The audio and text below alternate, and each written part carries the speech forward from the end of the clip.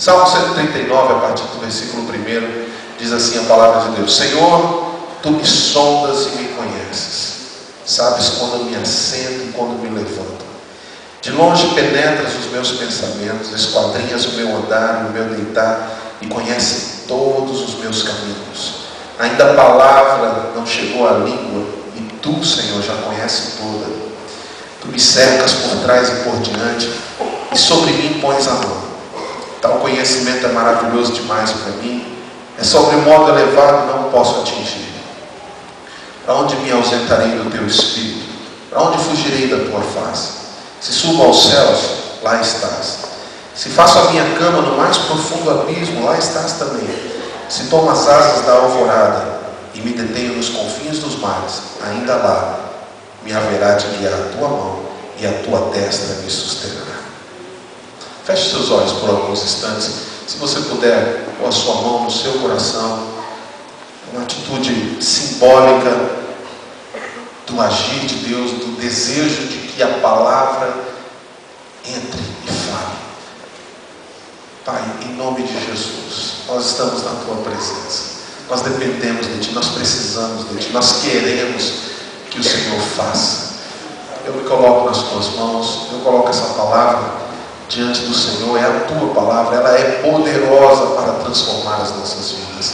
E eu declaro em nome do Senhor Jesus que neste lugar, sobre essas vidas, nenhum empecilho, nenhum tipo de bloqueio, nenhuma ação maligna prevalecerá, mas o livre agir do Teu Espírito Santo revelará a Tua palavra em cada coração, em nome de Jesus. Amém? Amém? Amém?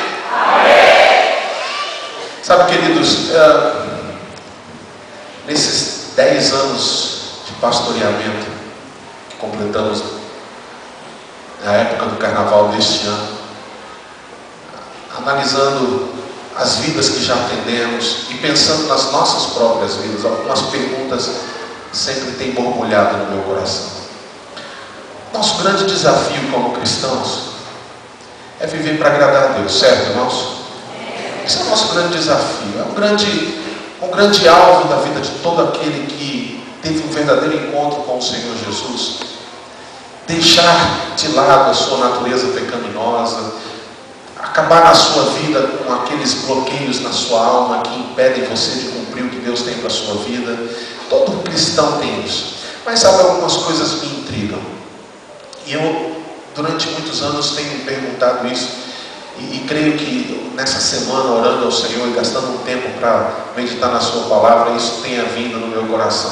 Eu me perguntei: Senhor, eu sei que tem aquelas pessoas que são como a Bíblia descreve naquela parábola do semeador, que são pessoas que um dia ouviram a palavra com alegria, mas elas se envolveram com as coisas do mundo e os espinhos que representam a parábola, os cuidados do mundo, sufocaram a semente. Ou quem sabe são aquelas pessoas que ouviram com alegria, que foi o que Jesus falou sobre o terreno rochoso, que a semente caiu, ela cresceu rápido, mas nas primeiras dificuldades ela já se escandalizou. O que me incomodava não são essas pessoas que recebem a palavra, ouvem: puxa, é isso que eu quero para a minha vida, e logo desistem. Porque o Senhor Jesus já explicou sobre essas pessoas. São pessoas cujo coração não era uma terra boa. Elas receberam a palavra, mas não permaneceram. O que me intriga são as pessoas de coração bom, que Jesus disse, a terra boa. Pessoas que a gente convive e conhece, que têm um coração apaixonado por Deus.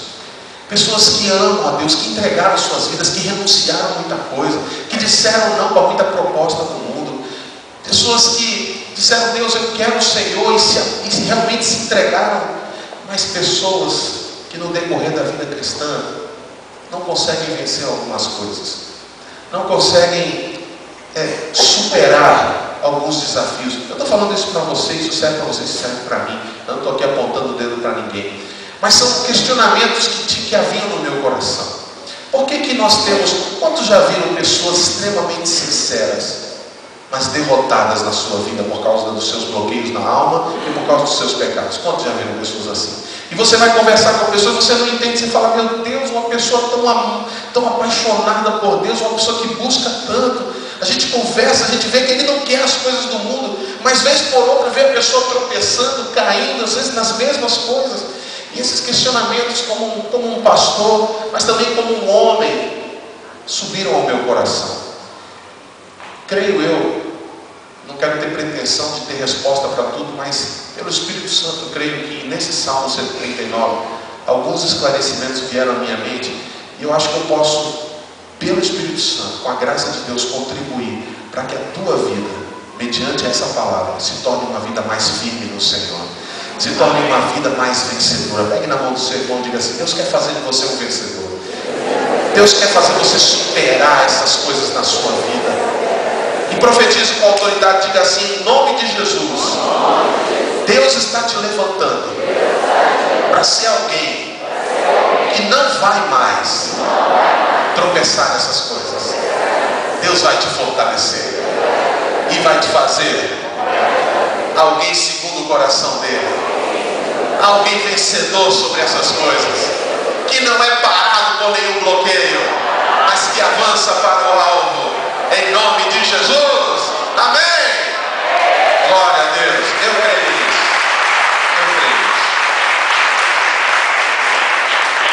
Então eu quero que você me acompanhe nessa viagem. Primeiro, algo me chamou a atenção em Salmo 139, versículo 2. Dá uma olhadinha na sua Bíblia. Diz assim: sabes quando me assento e quando me levanto. E quando eu meditava nesse texto, essa parte saltou aos meus olhos.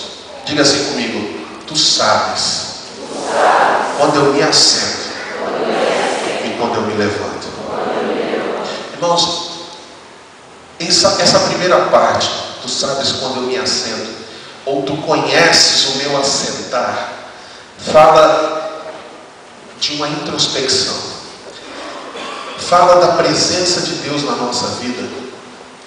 Esse assentar refere-se àqueles momentos muito meu, muito particular, muito da minha alma, muito do meu raciocínio. Os momentos quando eu paro, e esse assentar eu entendo não como algo literal de se assentar, mas fala de um momento em que eu começo a refletir sobre a minha vida. Quando eu começo a pensar, por que eu sou desse jeito? Por que as coisas que eu tanto quero, como Paulo um dia fez, Paulo um dia em Romanos, está descrito lá em Romanos capítulo 7, capítulo 6, 7, 8, ele fala assim: puxa, o bem que eu quero, eu não faço, mas o mal que eu odeio, quando eu vejo, eu já fiz. Paulo um dia, é como se ele tivesse se assentado, e ele estava dialogando consigo mesmo, uma coisa que ninguém via, mas ele lá dentro da alma dele, dentro dos seus pensamentos, dentro das suas conjecturas, ele ficava pensando a respeito da sua própria existência, talvez do propósito. São momentos, todo ser humano tem isso, todo ser humano tem isso. E sabe uma coisa que eu tenho descoberto a respeito do Evangelho? Que quando nós entregamos nossas vidas para Jesus, a primeira coisa que Ele nos mostra é quem nós verdadeiramente somos. O mundo mente. O Wilker falou um pouco sobre isso, sobre a mentira de uma falsa liberdade no mundo. O mundo mente a respeito da nossa própria identidade, mas quando nós nos encontramos com Jesus, a primeira coisa que acontece conosco é uma crise, sim ou não? Quem viu uma crise quando você se encontrou com Jesus? Você olhou para você e você fez: ah! Quem fez isso? Nós atendemos uma pessoa essa semana, e conversando com essa pessoa, a gente começou a levar essa pessoa a entender, eu e minha esposa, das coisas erradas que essa pessoa tinha vivido. E no começo da conversa, essa pessoa: eu sei que eu fiz errado, mas eu não consigo me ver arrependendo, né? Mais ou menos assim. Mas irmãos, no momento que começamos a orar e a presença de Deus entrou naquele lugar, naquela sala, aquela pessoa começou a se debulhar em lágrimas. E a primeira reação que essa pessoa teve foi ter nojo de quem ela enxergou, quem essa pessoa era. A gente viu sinceridade naquela atitude. Quando a Bíblia diz em Salmo 139, versículo 2, que o Senhor sabe o meu assentar, é porque Ele está, esse sabe, esse conhece, é um conhecer de estar presente nessas conjecturas que você tem a seu respeito.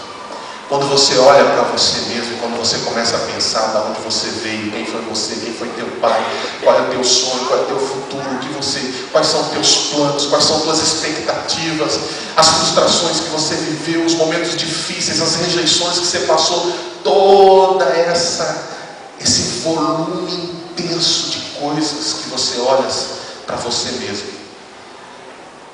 Eu fiquei muito impactado quando eu meditava nessa palavra, porque eu entendi que esse saber de Deus a respeito do meu assentar é que Ele está presente quando eu começo a avaliar quem eu sou.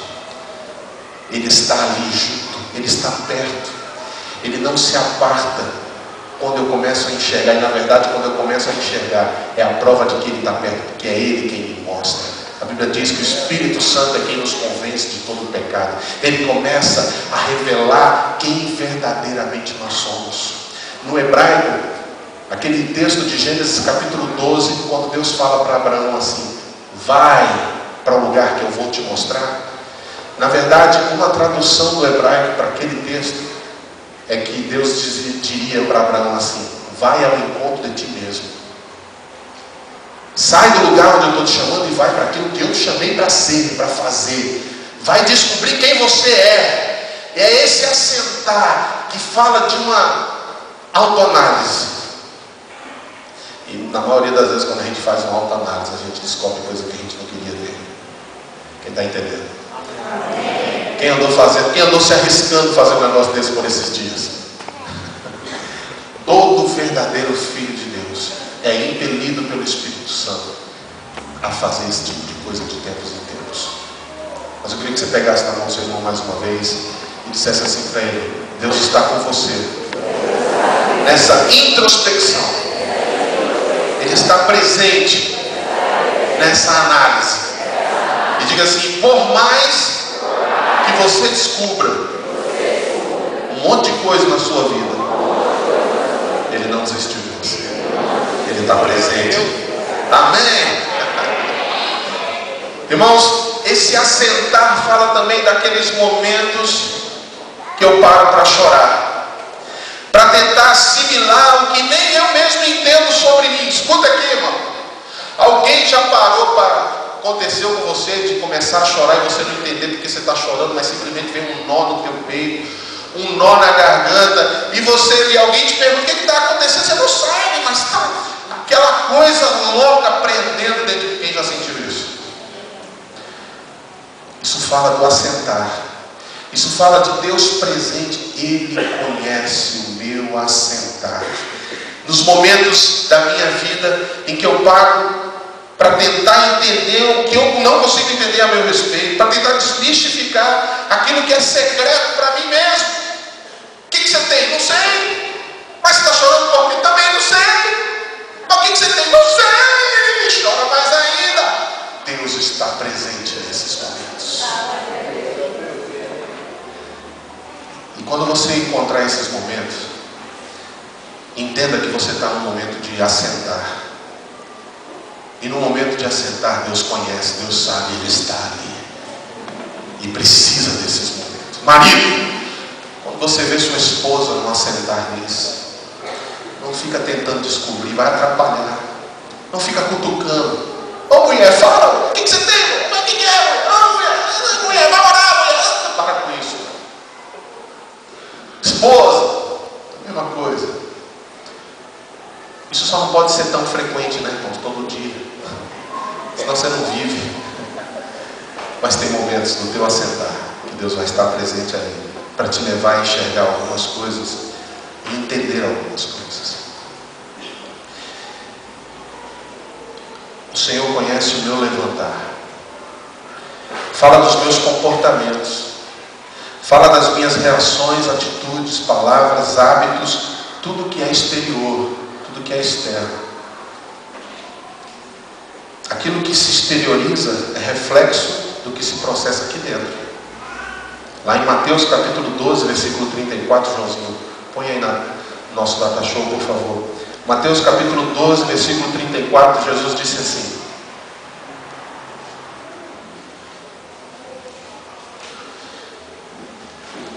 a parte B: pois do que há em abundância no coração, disso fala a boca. Eu quero que você repita comigo, mas não nessa versão, diga assim comigo: a boca fala, que o coração está cheio. Quando a Bíblia diz que Deus conhece o meu assentar e conhece o meu levantar, o salmista começou a entender, quando ele começou a analisar a sua vida, no momento de assentar, Davi descobriu que alguma coisa tinha dentro dele. Davi começou a perceber que ele tinha um chamado, que ele tinha algo grande de Deus na vida dele, mas ele entrou em crise com quem ele era, quando ele via seus pecados, quando ele estava no momento de assentar. Mas ele percebeu algo tremendo que ele escreveu aqui: que Deus está presente no momento do meu assentar, e Deus está presente no momento do meu agir, porque o levantar fala disso. O levantar fala de atitudes externas.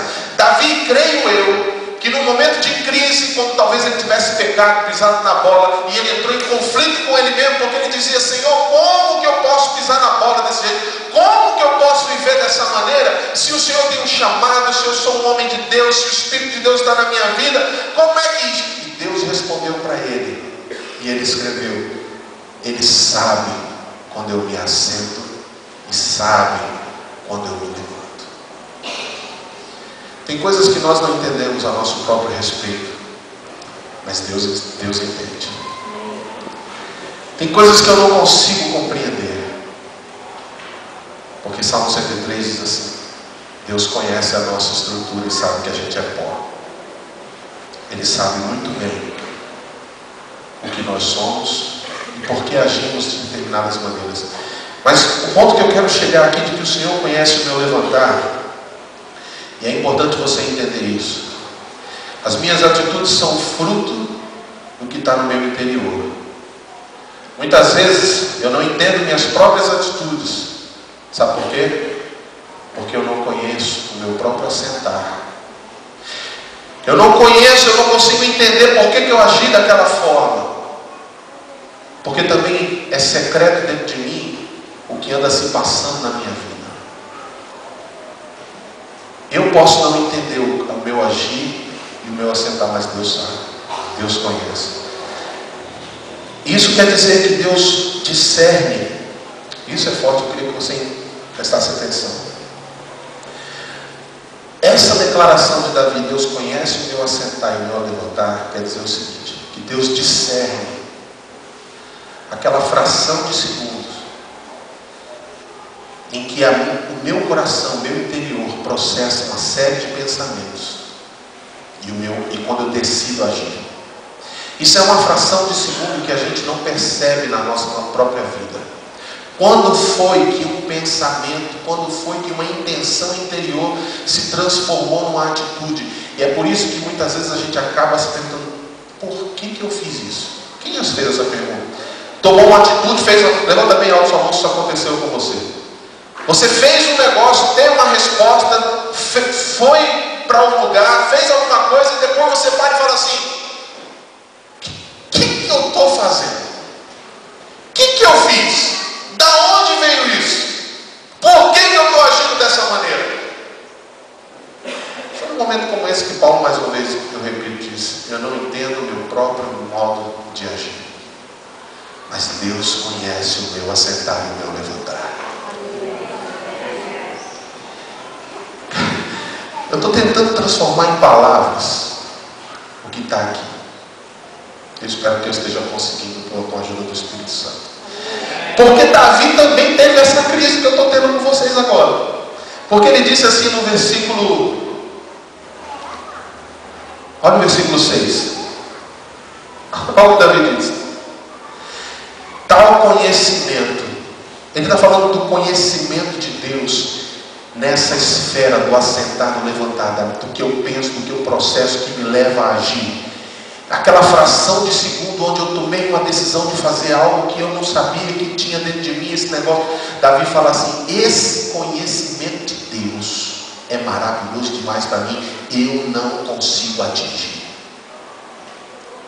Tem coisas que Deus sabe a teu respeito, tem coisas que Deus conhece dos propósitos e processos da tua vida, que você não sabe.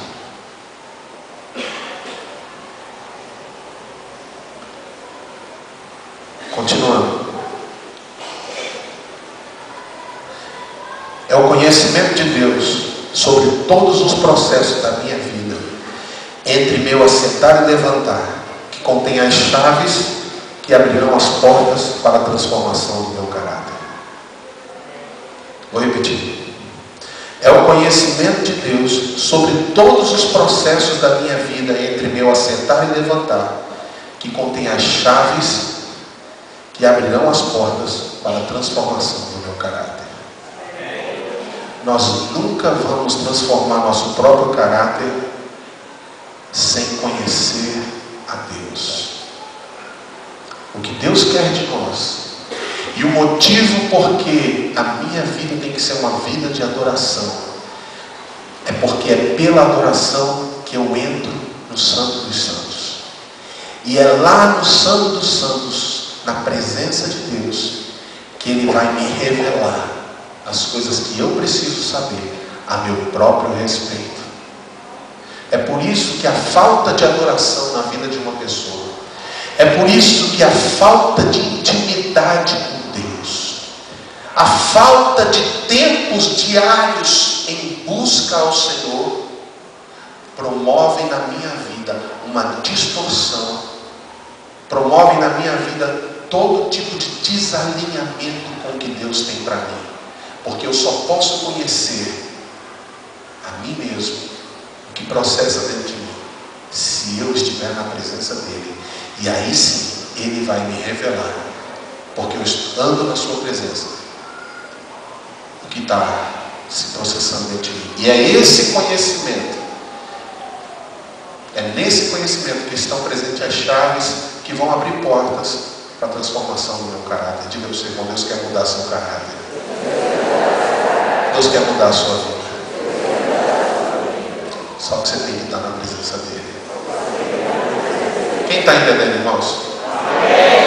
Quem está chapando? Que chaves são essas? Aqui eu quero falar então de 3 verdades presentes em Salmo 139, que vão trazer revelação, abrir teus olhos, desmistificar, desmentir mentiras do diabo que tem aprisionado você num caráter deformado. Primeira verdade. Estão prontos? Posso prosseguir? Primeira verdade. A partir do versículo 7, diz assim: para onde me ausentarei do teu espírito? Para onde fugirei da tua face? Se subo aos céus, lá estás. Se faço a minha cama no mais profundo abismo, lá estás também. Se tomo as asas da alvorada e me detenho nos confins dos mares, ainda lá me haverá de guiar a tua mão e a tua destra me susterá. Se eu digo, as trevas com efeito me encobrirão e a luz ao redor de mim se fará noite, até as próprias trevas não te serão escuras. As trevas e a luz são a mesma coisa. Primeira verdade: eu não posso fugir da presença de Deus. O salmista, o rei Davi, descobre aqui, nessa revelação que o Senhor trouxe a ele, que nos momentos de crise, nos momentos de conflito da sua alma, de pecado, de bloqueios, ele percebeu que ele tentou fugir da presença de Deus. E isso acontece com todos nós. Quando em momentos da nossa vida a gente aceita pensamentos que nos levam a atitudes que são contrários à palavra de Deus. Vou dar um exemplo. Alguém nos ofende. Quando alguém nos ofende de verdade, participa comigo.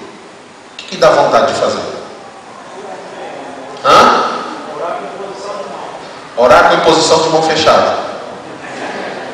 O que dá vontade de fazer? Dar um troco, se vingar, fechar a cara, fazer bico, virar as costas. Tudo que é contrário A palavra. Agora veja bem. Quando eu me sinto ofendido e eu resolvo, aquele processo, aqueles pensamentos começam a agir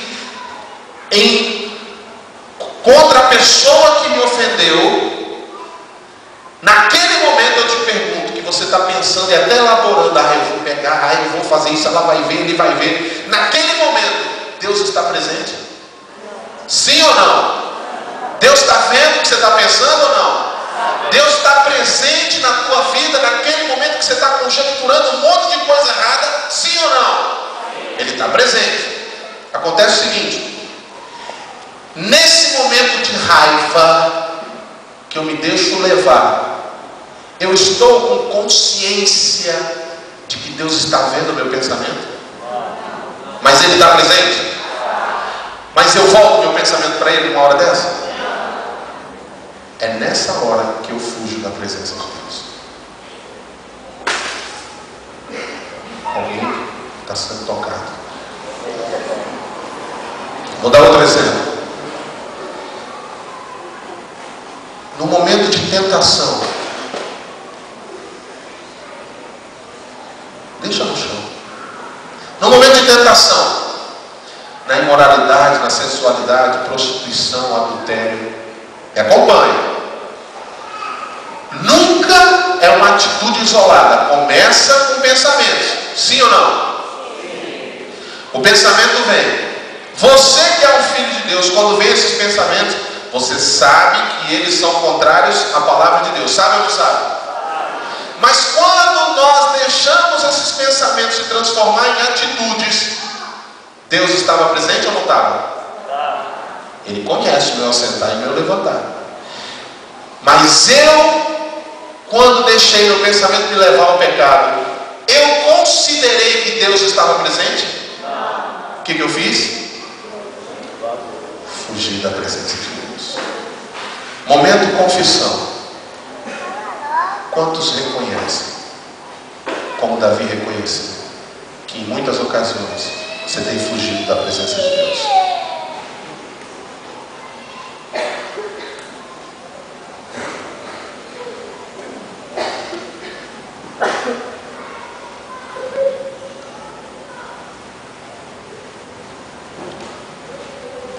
Só que o salmista descobriu que ele não pode fugir da presença de Deus. E aqui está essa verdade. Você não consegue fugir da presença de Deus. Se você estiver em trevas, a presença de Deus está lá. Se você estiver pecando, a presença de Deus está lá. O próprio texto está dizendo aqui no versículo 12: até as próprias trevas não te são escuras. É isso que ele está dizendo. Você está pisando na bola. A presença de Deus está aí. Você não consegue fugir. Se você acha, se eu acho, se qualquer pessoa acha que fazendo coisa errada você consegue pôr Deus à parte, para depois da coisa errada você buscar, e aí é que Deus vai vir, você está redondamente enganado, porque Deus está enquanto você estava adorando, e Deus estava enquanto você estava pecando. A diferença são as consequências. Porque quando eu estou dizendo não para a tentação, a presença de Deus gera alegria na minha vida. Mas quando eu estou sendo conduzido do meu assentar, para o meu levantar, para atitudes contrárias à palavra de Deus, a presença de Deus vai gerar no meu coração desânimo, tristeza, inquietação.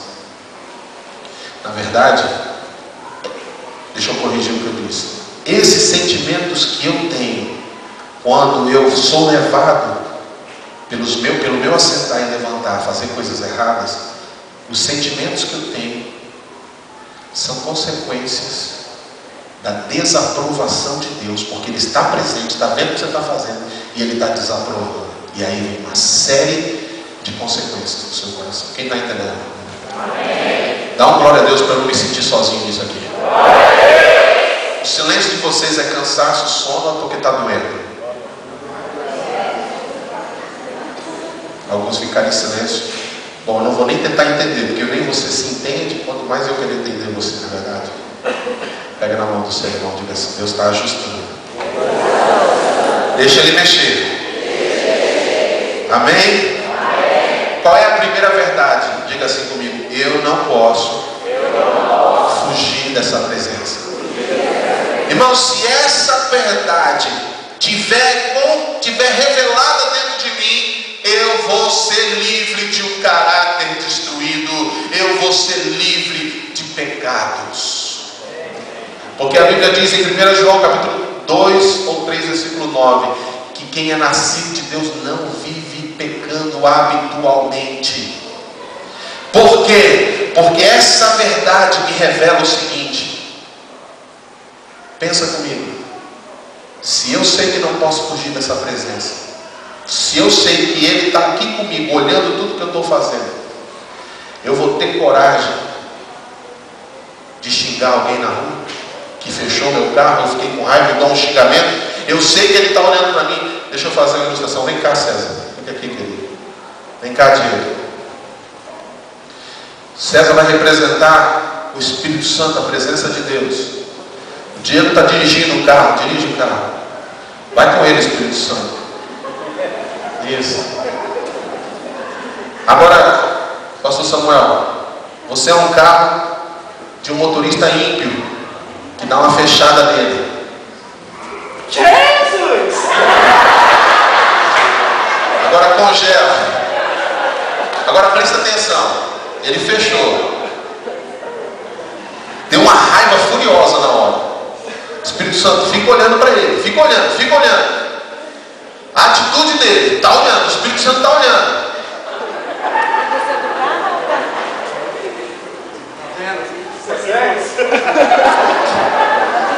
Obrigado, irmãos. Dá um aplauso só para incentivar. Agora olha só. O que eu quis dizer com essa representação? Se você tem essa verdade revelada na tua vida, consciente de que o Senhor está te olhando, você vai agir da mesma maneira como se você não tivesse a consciência de que Ele está olhando o tempo todo? Muda ou não muda? Presta atenção. Tem coisas que nós fazemos diferente porque tem alguém do nosso lado. É assim ou não é? Tem coisas que eu não respondo porque minha esposa ou meu esposo está do meu lado. Eu mordo a língua. Se essa revelação de que eu não posso fugir da presença de Deus estiver na minha vida, a minha vigilância sobre as minhas atitudes vão ser diferentes. Conhecereis a verdade e a verdade te libertará. Segunda verdade, versículo 13 a 16. Pois tu formaste o meu interior, tu me teceste no seio de minha mãe. Graças te dou, visto que por modo assombrosamente maravilhoso me formaste. As tuas obras são admiráveis, a minha alma o sabe muito bem. Os meus ossos não te foram encobertos, quando no oculto fui formado e entretecido, como nas profundezas da terra. Os teus olhos me viram uma substância ainda informe, e no teu livro foram escritos todos os meus dias, cada um deles escrito e determinado, quando nenhum deles havia. Segunda verdade, Ele me conhece profundamente. O conhecimento que Deus tem a teu respeito, você mesmo nunca vai conseguir atingir. Por isso que Davi disse: esse conhecimento é assombrosamente maravilhoso. Agora, o que essa verdade opera nas nossas vidas? Presta atenção, escute. Nós achamos que nós somos as maiores autoridades em nós mesmos. O mundo, o sistema mundano tenta nos incutir de que a meu respeito, quem sabe sou eu. Eu sei o que eu faço, eu sei o que eu tenho que fazer. Ninguém precisa dizer das minhas atitudes. Eu conheço o meu coração. Você não conhece meu coração. Quem já ouviu frases assim?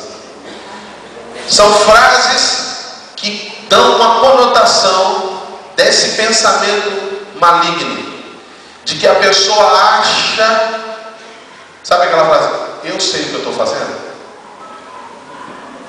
Confessa, quem já usou? Sabe por que a gente usa essa frase?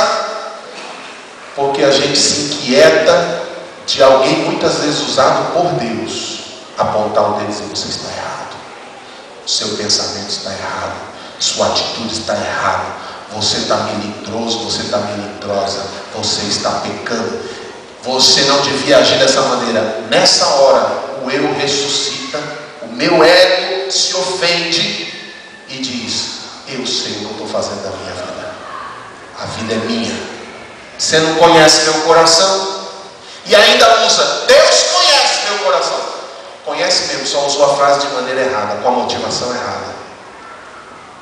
Porque quem conhece profundamente você é aquele que te criou, é aquele que te formou, é aquele que te viu quando tu não era nem osso ainda, quando você era um negocinho horrível lá dentro do ventre da sua mãe, sem forma nenhuma. Deus já estava mexendo na sua vida ali. E além de Deus conhecer todo o teu interior, toda a tua vida, Ele escreveu todos os teus dias no livro da vida. Ninguém te conhece mais do que Deus te conhece.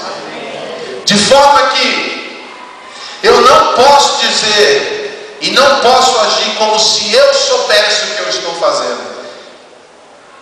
E eu quero ler Provérbios capítulo 16, versículos 2, 3 e 5. Abra lá comigo. Provérbios capítulo 16.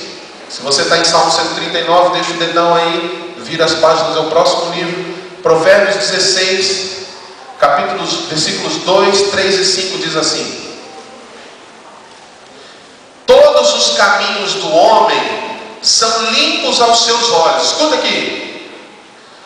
O que eu faço, essa é a tendência do mundo. Esse é o que o mundo tenta nos convencer, de que o meu pecado, as minhas mazelas, as minhas dificuldades, as coisas erradas que eu faço, Deus conhece meu coração. Deus sabe o quanto eu amo. Isso é uma falsa religiosidade.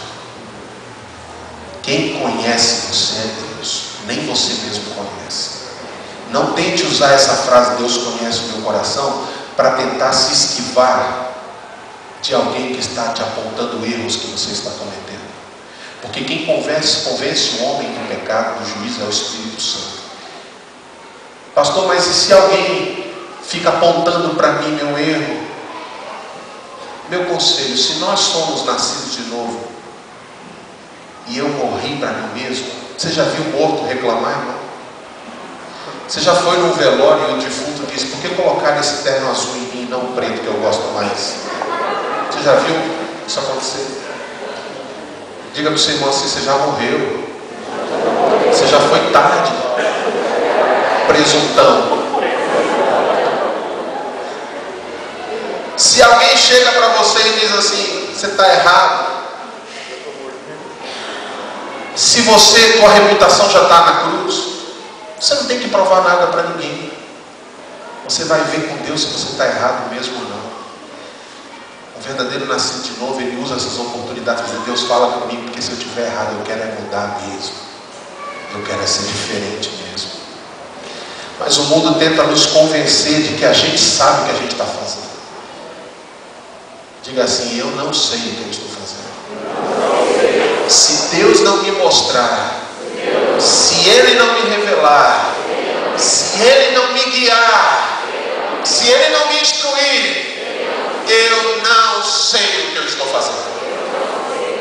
Você sabe por que o mundo quer te convencer de que você é dono da sua vida e você sabe o que você está fazendo? Para te fazer independente. E Deus não nos criou independentes. Eu dependo dEle para viver, eu dependo dEle para respirar, eu dependo dEle para andar. Ele que conhece o meu assentar, Ele conhece o meu levantar, Ele sabe quando eu me deito, Ele sabe quando eu me levanto. Uma palavra antes de chegar à minha boca, Ele já conhece toda. Eu dependo dEle. Sem Ele eu não vivo. E o mundo quer que você declare sua independência de Deus. E quando você declara sua independência de Deus, você está caminhando para a tua própria destruição. Porque você nasceu de Deus e você volta para Deus. Porque você pertence a Ele. E quem pertence a Ele Sabe, esse negócio, eu ouvi um pastor amigo meu dizer isso, o livre-arbítrio é até quando a pessoa descobre que ela nasceu de novo, porque aí ela não vive mais para ela, as escolhas dela são as escolhas do Senhor.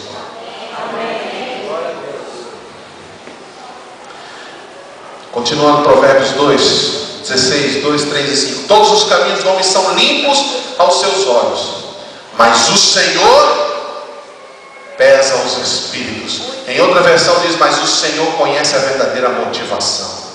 É Ele que conhece. Diga para o seu irmão assim, não adianta você tentar esconder, não adianta tentar enganar, não adianta tentar disfarçar. Você acha que está tudo certo, mas é Deus quem conhece o teu coração, é Deus quem sabe as tuas motivações, é Ele que sabe, não é você, criatura abençoada. Oh Jesus, estou chapando, hein, irmãos? Versículo 3. Aí olha o que o sábio diz: entrega ao Senhor tuas obras, tuas atitudes, o teu levantar. Diga entrega. Entrega ao Senhor e os teus desígnios serão estabelecidos. Deixa eu te trazer uma versão da Bíblia amplificada. Ela diz o seguinte: confia ao Senhor as tuas obras e Ele vai alinhar os teus pensamentos com os pensamentos dele. Os desígnios da minha vida são os meus pensamentos.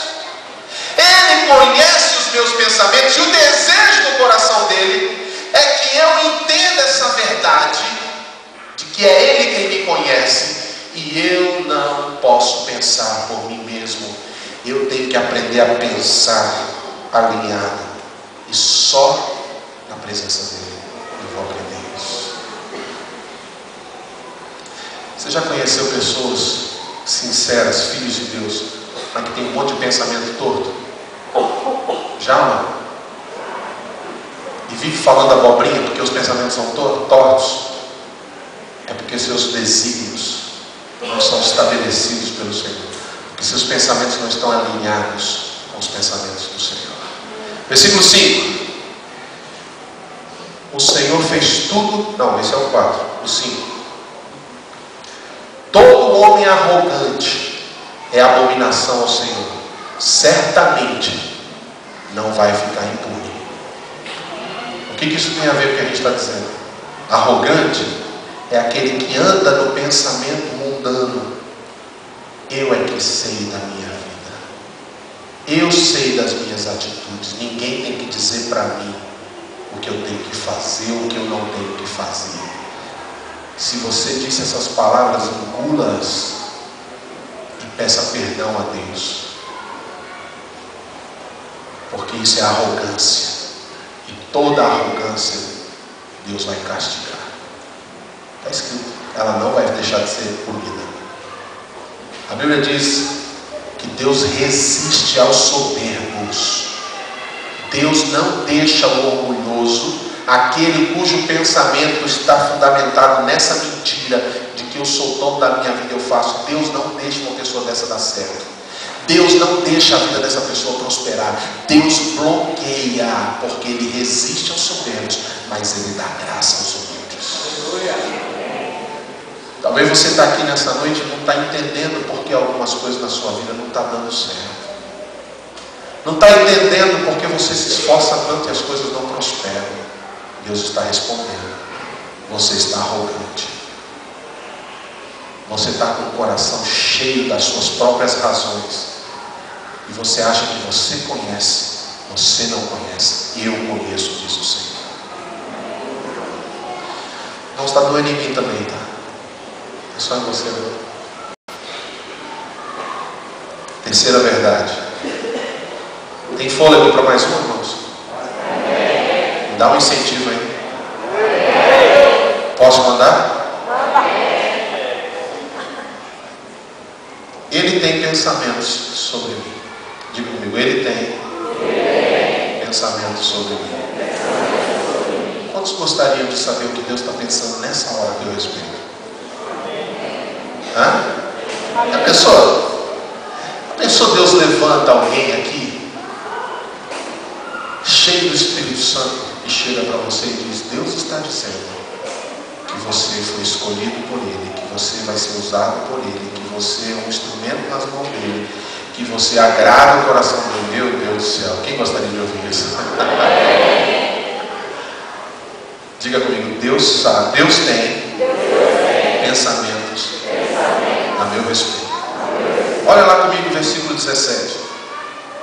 Que preciosos para mim, ó Deus, são os teus pensamentos, e como é grande a soma deles. Escute, Davi descobriu que Deus tem pensamentos sobre Davi, e que ele tem duas qualidades, esses pensamentos.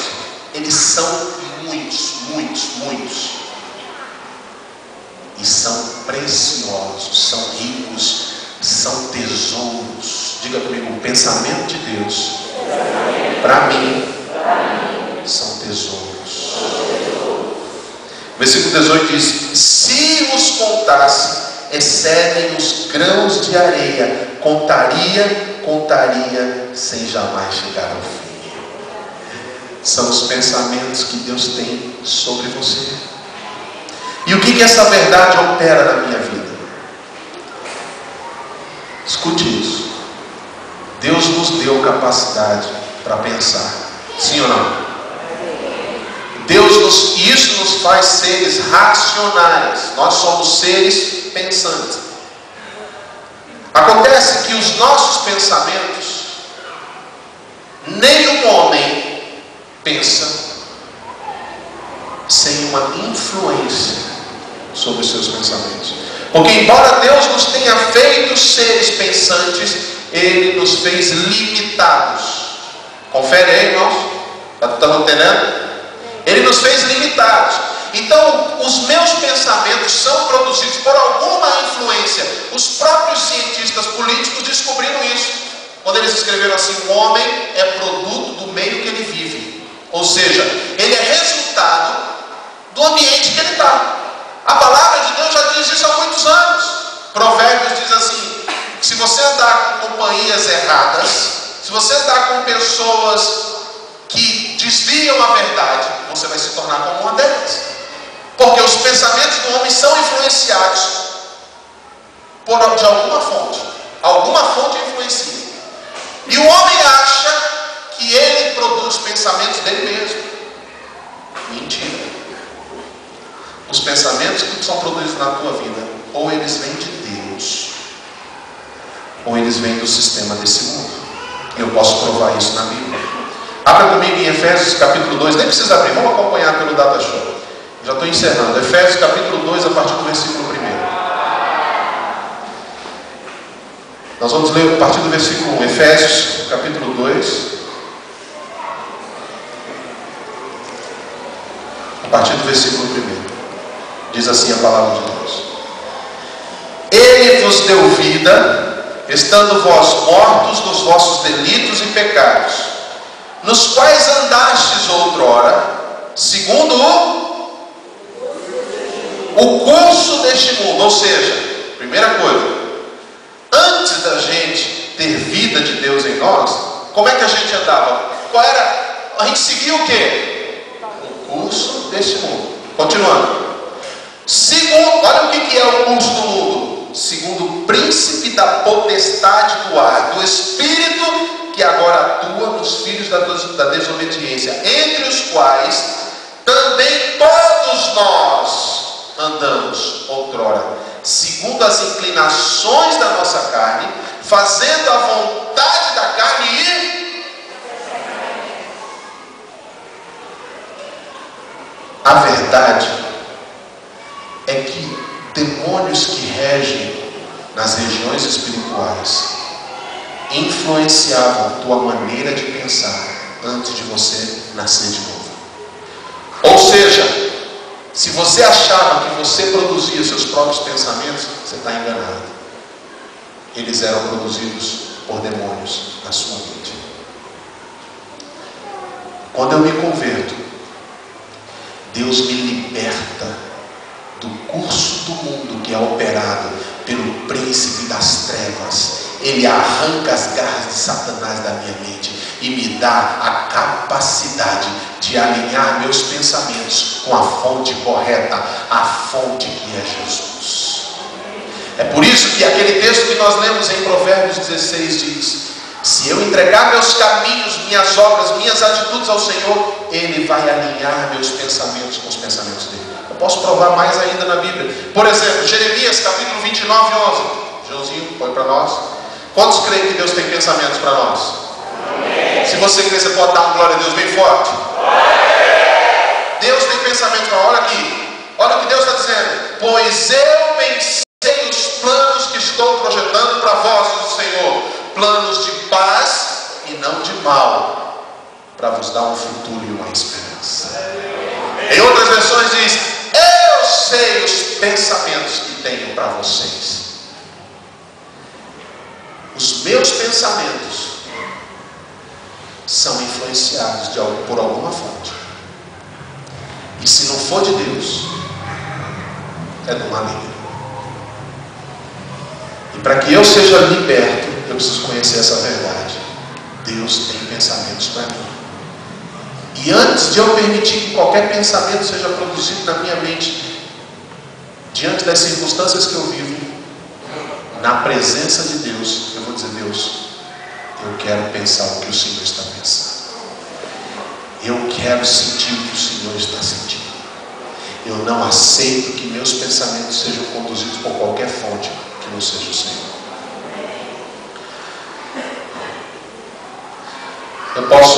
A gente pode ver um exemplo.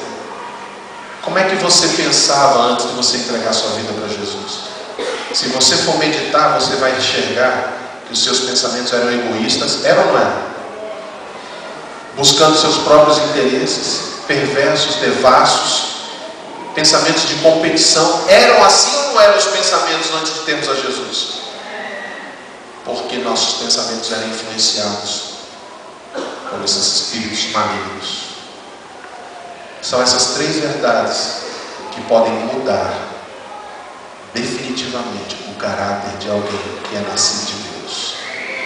Primeira verdade, repita comigo para ficar gravado no seu coração: eu não posso fugir dessa presença. Mais uma vez. Ele conhece profundamente quem eu sou. E Ele tem pensamentos sobre mim. E esses pensamentos são como, irmãos? São como? Fazem comigo. Grandes e preciosos. Não quero dizer com isso dinheiro, mas pensamentos nobres, pensamentos poderosos, pensamentos de vida abundante, pensamentos tremendos para a sua vida. Eu quero concluir lendo o último versículo, os últimos versículos de Salmo 139. Olha o que Davi diz. Quando Davi descobre essas verdades, ele faz um pedido para Deus. Salmo 139, versículo 23 e 24. Olha o que ele diz: sonda-me, ó Deus, conhece o meu coração, prova-me e conhece os meus pensamentos. Vê logo se há em mim algum caminho mau e guia-me pelo caminho eterno. Quando ele descobriu que ele vivia debaixo de mentiras e as verdades foram saltadas aos seus olhos, ele pediu logo para Deus: então conhece tudo em mim, olha tudo, me esquadrinha, me perscruta, me discerne e já olha, se tem coisa errada em mim, me guia pelo caminho eterno. Eu queria que você fechasse seus olhos.